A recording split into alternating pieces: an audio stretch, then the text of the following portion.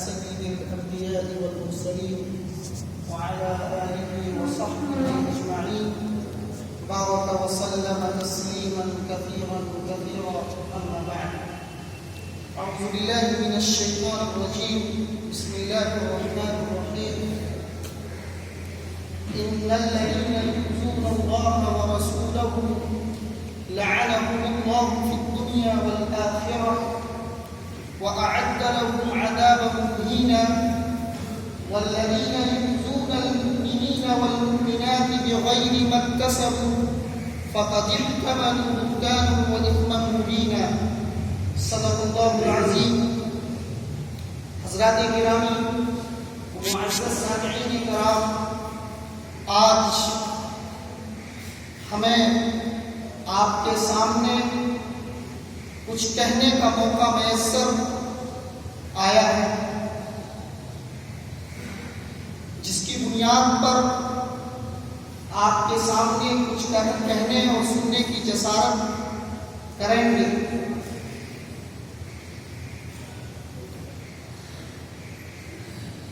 اور واقعہ یہ ہے کہ اسلام نے اس سماج کو، اس سوسائٹی کو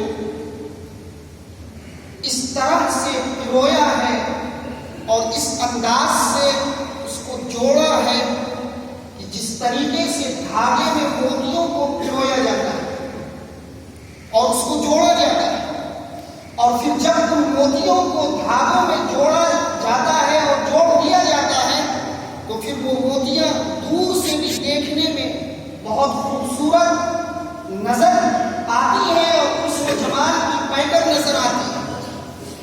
لیکن اسی موتی کو بے ہنگم طریقے سے جوڑ دیا جائے، پرو دیا جائے تو دیکھنے والا اس کو اچھا محسوس نہیں کرے گا اور اس موتی کے ہاتھ کو پسند نہیں کرے گا.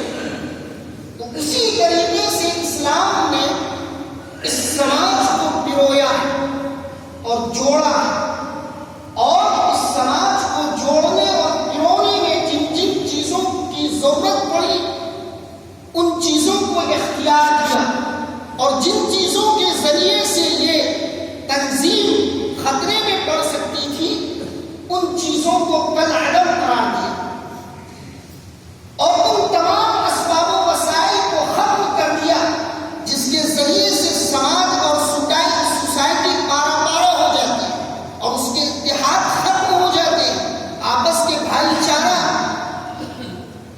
حاسدوں کے نظر ہو جاتے ہیں. تو ان تمام اسباب کو ختم کر دیا اور ہر طرح کی ان سہولیات کو فراہم کیا جن کے ذریعے سے انسان اطمینان بخش اور پرسکون زندگی گزار سکے. اور اسی طرح سے ان تمام طور طریقوں کو، بول چال کو ممنوع قرار دیا گیا جس کے ذریعے سے کسی کو بھی تکلیف پہنچے اور ایذا پہنچے. لہذا آپ کے سامنے میں نے جو آیت تلاوت کی جس کا ترجمہ یہ ہے والذین یؤذون المؤمنین والمؤمنات بغیر ما اکتسبوا، جو لوگ مومن مردوں اور عورتوں کو بغیر کسی جرم کے ایذا دیں اور تکلیف پہنچائیں تو وہ بڑے ہی نقصان اور سری گناہ کے بوجھ کو اپنے اوپر اٹھاتا ہے. اور انہی تمام چیزوں میں جو چیز سب سے زیادہ خطرناک ہے اس معاشرے کے اتحاد کے لیے، اتفاق کے لیے، بھائی چارے کے لیے، وہ ہے غیبت اور چغلخوری، جس کو قرآن نے سورہ حجرات کے اندر نہایت دلنشین انداز میں، نہایت ہی خوبصورت انداز میں بیان کر دیا ہے اور اس کو واضح کر دیا ہے. لیکن ہم اس کو پڑھتے ہیں اور بسا اوقات سمجھتے بھی ہیں لیکن عمل کی توفیق نہیں ہوتی. یہی وہ قیمت ہے جس کے ذریعے سے انسان کے اندر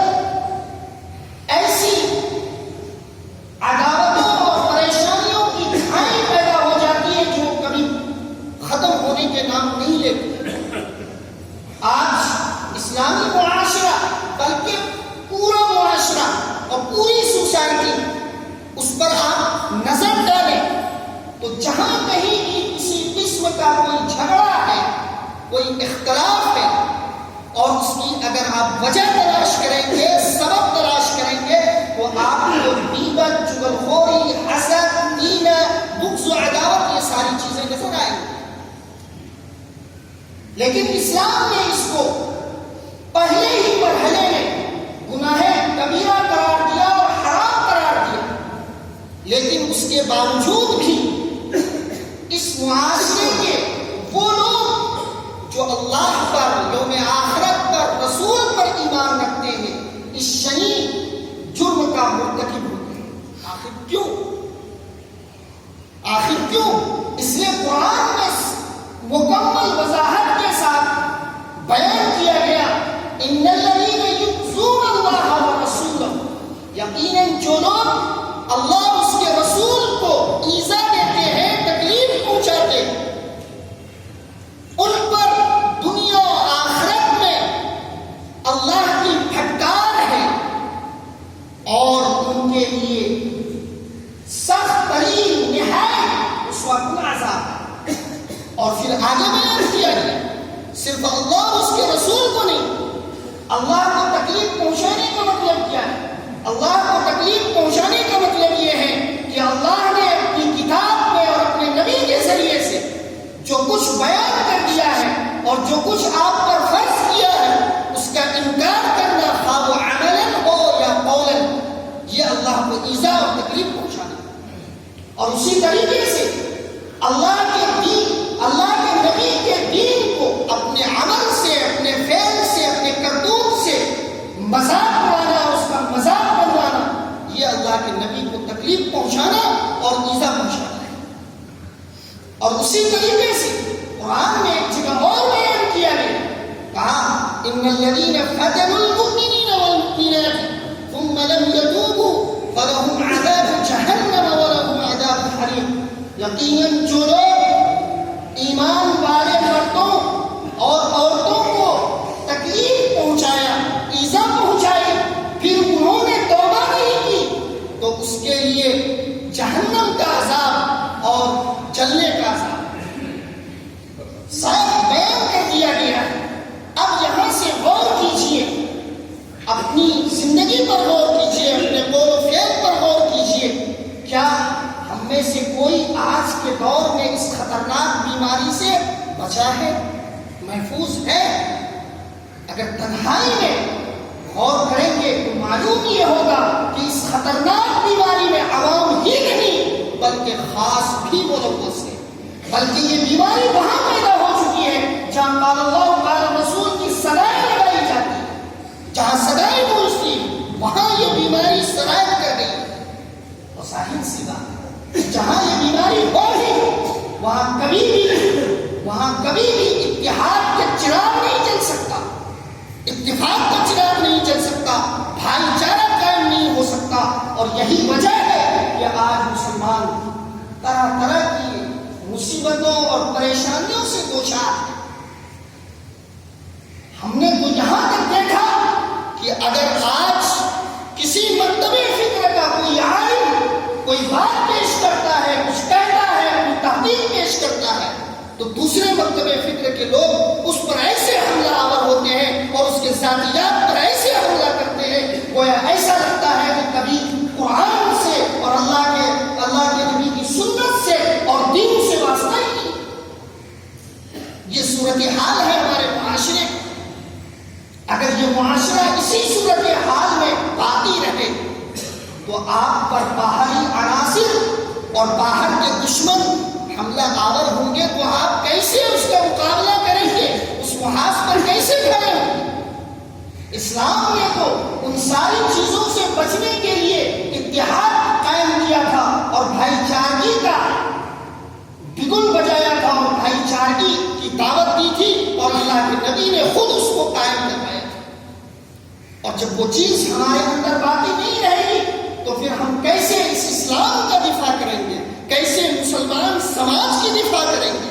اور آپ اخبارات میں پڑھتے ہیں، نیوز چینلز میں دیکھتے ہیں کہ مسلمانوں کو کس طریقے سے لقمہ بنا بنا کر کے نگل رہے ہیں آمد خور لوگ۔ آپ دیکھتے نہیں ہیں؟ کیوں نہیں کوئی بولنے والا ہے؟ کیوں نہیں اس کے لیے کچھ کرنے والا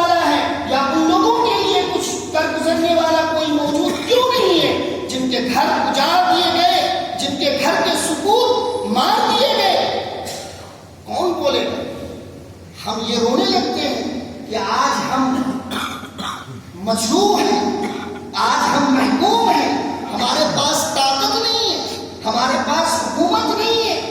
کیوں نہیں ہے؟ اس پر غور کیا گیا؟ ہمارے پاس طاقت کیوں نہیں ہے؟ ہم نے غور کیا. ہم وہ امت ہیں، ہم اس امت کے وارث ہیں جنہوں نے دنیا کو پیغام دیا تھا، جینے کا سلیقہ دیا تھا اور زندگی بسر کرنے کا طور طریقہ سکھایا تھا اور حکمرانی کی تھی. پورے عالم اسلام میں قیادت کے بار اپنے ہاتھ میں لیے تھے اور اسلام کے جھنڈے اس طرح لہرائے تھے اور اسلام کے ڈنڈے اس طرح بجائے تھے کہ ہر طرف اسلام ہی اسلام نظر آتا ہے. کیا ہم اس کے وارث نہیں ہیں؟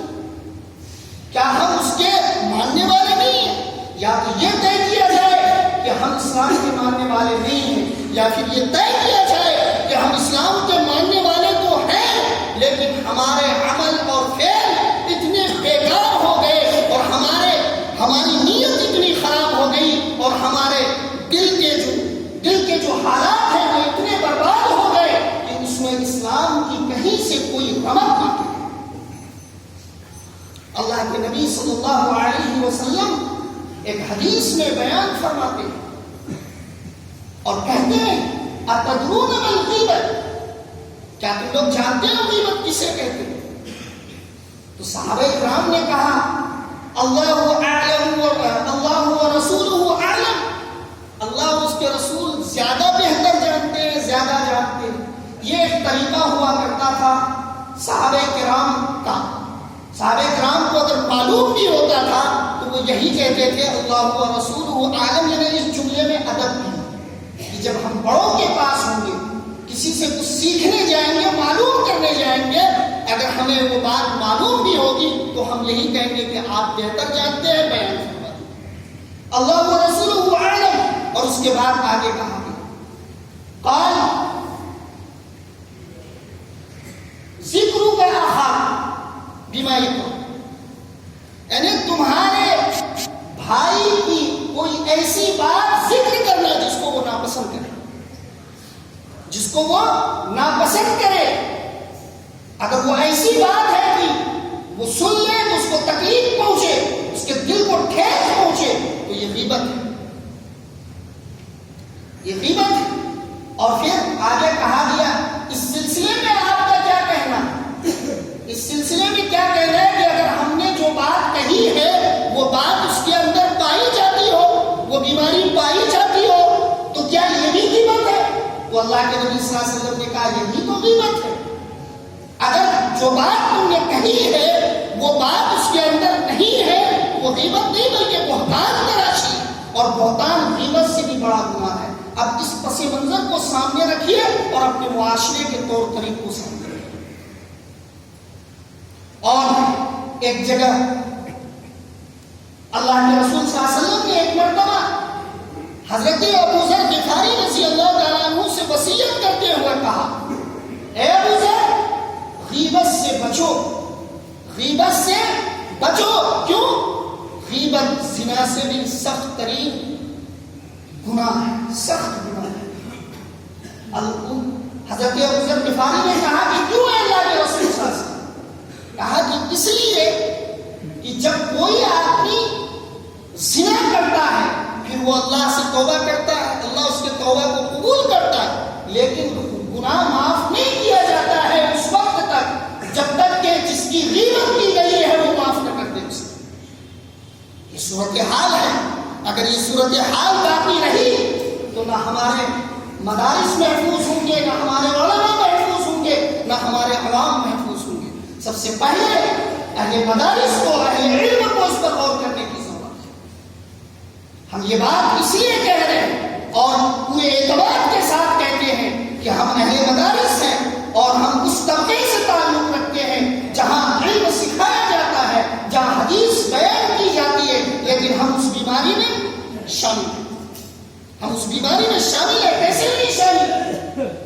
ہمارے سامنے اگر کوئی اچھا کام کرتا ہے، کوئی سرگرمی اپنی پیش کرتا ہے تو ہم بے چین ہو جاتے ہیں. حسد، جلن، کینہ، کپٹ، بغض و عداوت، ہر طرح کی بیماری ہمارے اندر داخل ہو جاتی ہے. اب یہیں سے بات نکلے گی جب ہم ناصح ہیں، واعظ ہیں، مقرر ہیں، ہمارے اندر وہ بیماری موجود ہے تو ہم جن بچوں کو پڑھائیں گے اور جن عوام کو خطاب بالکل نہیں بس سکتے. میں آپ کے سامنے بیان کر رہا ہوں یا کہیں پڑھا رہا ہوں، اگر میں غیبت، چغلخوری اور اس طرح کی بیماریوں میں مبتلا ہوں تو خدا کی قسم ہمارے سامنے جو تربیت پا رہے ہیں وہ کبھی بھی اعلیٰ اخلاق سے مزین نہیں ہو سکتے. اور یہی وجہ ہے کہ آج عوام بھی اور مدارس سے فارغ ہونے والے طلبہ بھی اخلاقی اعتبار سے بالکل پست ہے اور گرے ہوئے ہیں. اور کہیں کوئی اختلافی بحث چھڑتی ہے تو اس طرح سے پل پڑتے ہیں، وہ اس طرح سے سامنے آتے ہیں، لگتا ہے کہ جنگ کا ماحول پائے. اور الفاظ اور جملوں کی ایسی مار پڑتی ہے کہ اس طرح کے الفاظ اور اس طرح کے جملے ایک فٹ پاتھ کے رہنے والا بولنا گوارا نہیں کرے. میرے بھائی، یہ جو ٹوٹے پھوٹے لفظ میں نے جو بات بیان کی، میں یہ سمجھتا ہوں کہ آج کے دور میں ہماری سوسائٹی اور ہمارے معاشرے کی سب سے بڑی بیماری ہے. جب تک اس بیماری سے نکلا نہیں جائے گا، اس بیماری کو اپنی زندگی سے اخراج نہیں کیا جائے گا، اس وقت تک معاشرے کی صحیح صورت نہیں بن سکے گی اور تندرست معاشرہ قائم نہیں ہو پائے گا. تو اللہ تعالیٰ ساری چیزوں کو بیان کر دیا ہے. کوئی ایسی چیز نہیں ہے جو ہمارے سامنے ڈھکی ہوئی ہے اور مخفی ہے. بس توجہ کی ضرورت ہے، بس نیت کو خالص کرنے کی ضرورت ہے، اور خوف الہی اور خشیت الہی کو اپنے اندر پیدا کرنے کی ضرورت ہے. اور جب یہ ساری چیزیں پیدا ہوں گی تو یہ ساری بیماریاں اپنے اپنے راستہ ناپنے لگیں گی. اور جب یہ راستہ ناپنا شروع کر دیں گی تب دیکھیے کہ ہمارا معاشرہ کس طرح بدلتا ہے، اور اس طرح بدلے گا کہ وہ قرن اول کا معاشرہ نظر آئے گا. اور جب قرن اول کا معاشرہ نظر آئے گا تو ہم ہر جگہ کامیاب ہوں گے، کہیں پر بھی رسوائی نہیں ہوگی. اب یہ کہہ رہے ہوں گے کہ یہ کیسے؟ کیونکہ اللہ رب العزت نے کہہ دیا کہ تمہاری سلامتی اور تمہاری حفاظت ایمان کی بنیاد پر ہے، اسلام کی بنیاد پر. اگر تم ان چیزوں کو چھوڑ دو گے، قرآن کو چھوڑ دو گے، قرآن کے احکامات کو چھوڑ دو گے اور نبی صلی اللہ علیہ وسلم کے طریقے کو طلاق دے دو گے تو تمہاری ضمانت نہیں ہے. تم پھر وہی جانوروں کی طرح ہوگے جس طرح اور قومیں. اور قرآن میں بے شمار مثالیں موجود ہیں کہ پہلے کی قومیں جو اس دنیا میں آئی کس طریقے سے انہوں نے اللہ کی مخالفت کی اور پھر کس طرح سے اللہ تعالیٰ نے ان کو برباد کیا، ہلاک کیا. اور بنی اسرائیل جو سب سے بڑی قوم ہے اور سب سے زیادہ اللہ رب العزت نے اسی قوم میں نبی کو مبعوث فرمایا اور سب سے زیادہ نعمتیں اسی قوم کو عطا کی گئی، اور قرآن میں سب سے زیادہ انہی کے ذکر بھرے ہوئے. تو کیا ہم ان سے بھی اسباب حاصل نہیں کرتے، اس سے بھی عبرتیں حاصل نہیں کرتے؟ میرے بھائیوں، کہنے اور سننے کی بہت ساری باتیں ہیں. جب کہنے والا کھڑا ہوتا ہے تو وہ تذبذب کا شکار ہو جاتا ہے، کہاں سے بات شروع کرے. کیونکہ جب ڈاکٹر کسی مریض کا علاج کرتا ہے اور وہ مریض ایک ہی مرض میں مبتلا ہوتا ہے تو اس ڈاکٹر کے لیے بڑا آسان ہوتا ہے علاج کرنا. اور جب وہ مختلف بیماریوں سے گھرا ہوا ہو تو وہ ڈاکٹر اس کا علاج کرتے وقت شنکر رہ جاتا ہے کہ کہاں سے علاج کرے، پہلے کون سا علاج کرے اور کس بیماری کا علاج کرے. تو اسی طریقے سے آج ہماری صورتحال یہ ہے کہ ہم کہاں سے بات شروع کریں، کون سی کمیوں کی طرف نشاندہی کریں اور کون سی برائی کو بیان کریں جو ہم میں نہیں پائی جاتی ہے اور جو پائی جاتی ہے. تو میرے بھائی، کہنے کا صرف مقصد یہ ہے کہ اسلام جو ہم سے چاہتا ہے، اسلام جو ہم سے مطالبہ کرتا ہے، اس مطالبے کو اپنے دماغ میں پھر اپنے دل میں جگہ دے، پھر وہ اپنا دل دکھانا شروع کرے گا. امید ہے کہ میری یہ ٹوٹی پھوٹی بات آپ کے ذہنوں تک پہنچی ہوگی اور اس ذہن کے ذریعے سے آپ کے دل تک پہنچے گی. اللہ تعالی ہمیں کہنے سننے سے زیادہ عمل کی توفیق عطا فرمائے. وآخر دعوانا الحمدللہ.